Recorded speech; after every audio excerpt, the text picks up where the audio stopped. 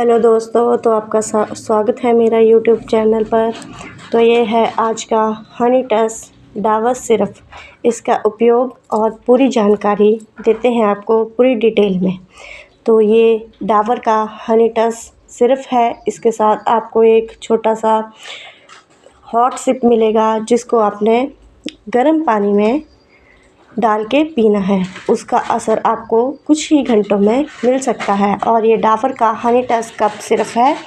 इसको पीने से जैसे खांसी, जुखाम इत्यादि बलगम जैसी समस्या दूर हो सकती है। तो दोस्तों, अगर आपको पुरानी से पुरानी खांसी हो तो आप इसका उपयोग कर सकते हैं। पर इस बात का ध्यान रहे कि खांसी के समय जैसे आपको खांसी की समस्या अधिक है तो आप उस वक्त चावल जैसे दूध ऐसी चीज़ों का सेवन कम